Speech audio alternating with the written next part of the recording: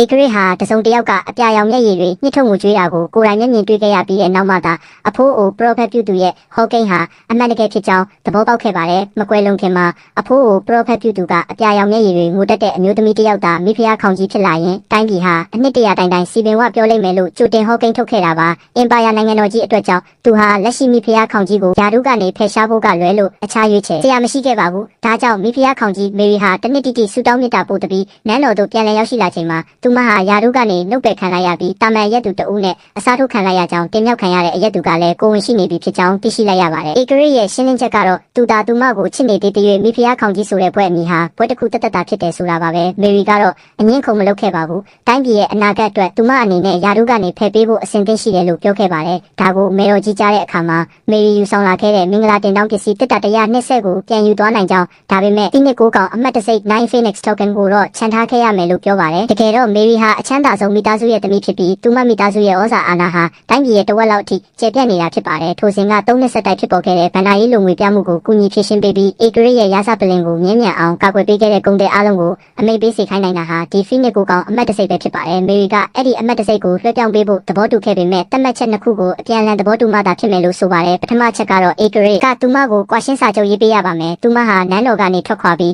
းတော်ဝင်မိသားစုနဲ့ပတ်သက်သမျှအဆက်အသွယ်အားလုံးကိုဖျက်တောက်ပစ်မှာဖြစ်ကထိုအချိန်ကစပြီးသူတို့ဟာတယောက်တလန်းစီသွားကြရမှာဖြစ်ပါတယ်။ဒုတိယချက်ကတော့သူမယူဆောင်လာခဲ့တဲ့အစီခံမှန်သမျှအားလုံးကိုသူမနဲ့အတူခေါ်ဆောင်သွားမှာဖြစ်ပါတယ်။မေတော်ကြီးကတော့ချက်ချင်းပဲသဘောတူခဲ့ပါတယ်။ဘာကြောင့်လဲဆိုတော့သူတို့ဟာအောက်ခြေစီခံတက်တက်တာဖြစ်လို့ပါပဲ။ဒါကြောင့်သူမကဧကရစ်ကိုကွာရှင်းစာချုပ်ချက်ချင်းရေးပေးဖို့အမိန့်ပေးခဲ့ပါတယ်။မေရီဟာတိုင်းပြည်စီပင်ဝပြောရခြင်းရဲ့တကယ်အကြောင်းရင်းမှန်သူတို့မသိခဲ့ကြသလိုအဖိုးကိုပရောဖက်ပြုသူဟာလည်းအကျင့်ပြတ်ချစားတဲ့အရာရှိတွေစီကနေလက်ယူပြီးဒီဟောကိန်းကိုထုတ်ခဲ့တာဖြစ်ပါတယ်။ကွာရှင်းစာချုပ်ကိုရရှိပြီးတဲ့နောက်မှာမေရီဟာစာချုပ်ကိုသူမရဲ့ဝိယုံထဲကိုတိတိကျကျထည့်သိမ်းလိုက်ပါတယ်။ဖိနစ်9ကောင်အမှတ်တစိတ်ကိုချထားခဲ့ပြီးတဲ့နောက်မှာသူမဟာလက်ထွက်သွားခဲ့ပြီးသူမရဲ့ပစ္စည်းတွေကိုထုတ်ပိုးဖို့အခန်းထဲကိုပြန်သွားခဲ့ပါတယ်။သူမကငါးမွာကြောက်စိမ့်ဆွဲသည့် Twin Fish Dependent ကိုကြည့်လိုက်တဲ့အခါဒါဟာဧကရစ်ကသူမကိုလက်ထပ်ခွင့်တောင်းစဉ်ကပေးခဲ့တဲ့အချစ်အထိမ်းအမှတ်ဖြစ်ပေမဲ့အခုချိန်မှာတော့တော်ဝင်မိသားစုနဲ့ပတ်သက်တဲ့ဘဲရကိုမှသူမမလိုချင်တော့ပါဘူး။ထိုညမှာပဲဧကရစ်ဟာလည်းအရက်ကိုအလွန်အကျွံတောက်နေခဲ့ပါတယ်။စိတ်ထဲအထိမ်မှာသူမေရီကိုချစ်နေသေးတော့လဲရာဇပလင်နဲ့သူချစ်တဲ့အမျိုးသမီးနှစ်ခုကြားထဲကတစ်ခုကိုသာရွေးချယ်နိုင်ခဲ့တာဖြစ်ပါတယ်။ဒါကြောင့်သူမေရီကိုတွေ့ဖို့ထပ်မံလာရောက်ခဲ့ပြီးသူမအနေနဲ့နန်းတော်ထဲမှာသာဆက်နေမယ်ဆိုရင်မိဖုရားခေါင်ကြီးတယောက်လိုဆက်လက်ဆက်ဆံခံရအောင်မှာဖြစ်ကြောင်းပြောခဲ့ပါတယ်။ရုပ်တရုပ်ဖြစ်ထပ်ပြီးအတုံးချမခံလို့တော့တဲ့မေရီကတော့အပြတ်တက်ညှင်းဆိုခဲ့ပါတယ်။အဲ့ဒီအချိန်မှာပဲမေရီကအချစ်ထိန်မဆွဲသည့်ကိုခြံထားခဲ့တာကိုဧကရစ်တတိပြုမိသွားပြီးချက်ချင်းပဲဒေါသပေါက်ကွဲသွားခဲ့ပါတယ်။မေရီရဲ့အကြောင်းပြချက်ကတော့ရိုးရှင်းပါတယ်။ကြောက်စိမ့်ဆွဲသည့်ဟာတော်ဝင်လက်ဆောင်တစ်ခုဖြစ်ပြီးသူမဟာတော်ဝင်မိသားစုဝင်မဟုတ်တော့တဲ့အတွက်ဒါကိုယူဆောင်သွားခြင်းကစီးမြင့်တွေကိုချခုဖောက်ရရောက်မှကြောင့်ဖြစ်ပါတယ်။နောက်တစ်နေ့မနက်စောပိုင်းမှာတော့မေရီဟာပစ္စည်းအလုံးကိုထုတ်ပိုးပြီးအပြီးအပိုင်ထွက်ခွာဖို့ပြင်ဆင်ခဲ့ပါတယ်။ဒီနေ့ကစပြီးသူမဟာနောက်ဆုံးမှာတော့လွတ်လပ်ခွင့်ရရှိတော့မှာဖြစ်ပါတယ်။ဒါပေမဲ့မိဖုရားတစ်ကတော့သူမကိုအလွယ်တကူလွတ်ပေးဖို့ရည်ရွယ်ချက်မရှိခဲ့ပါဘူး။တော်ဝင်ပစ္စည်းတွေကိုယူဆောင်မသွားကြအောင်တေချာစေဖို့အတွက်သူမဟာထိုနေရာတင်ပဲကိုခန္ဓာကိုရှာဖွေဖို့အမိန့်ပေးခဲ့ပါတယ်။အန်တီယုံကမေရီဟာနန်းတော်ကထွက်ခွာသွားရင်တော့ဧကရစ်ဟောင်းကိုယ်တိုင်အနှင်းထားတဲ့မြင့်မြတ်တဲ့ဘွဲ့အမည်ကိုပိုင်ဆိုင်ထားဆဲဖြစ်လို့ဒီမိန်းမဆိုးတွေအနေနဲ့သူမကိုထိပပိုင်ခွင့်မရှိဘူးလို့ပြောခဲ့ပါတယ်။ဒါပေမဲ့မိဖုရားတစ်ကမေရီဟာဒီနန်းတော်တိုင်းတွေအပြင်ဘက်ကိုရောက်တာနဲ့တာမန်ရက်သူတူတာဖြစ်တယ်လို့ပြောပြီးသူမကိုရှာဖွေဖို့အမိန့်ပေးခဲ့ပါတယ်။အန်တီယုံကသူမရဲ့တခင်မကိုကာကွယ်ဖို့ကြိုးစားခဲ့ပေမဲ့နန်နီဝမ်ကသူမကိုတေလူနီးပါးအထိရိုက်နှက်ခိုင်းခဲ့ပါတယ်။မေရီဟာချက်ချင်းပဲဒေါသစိတ်ပေါက်ကွဲသွားပြီးစံတိုးတစ်ချောင်းကို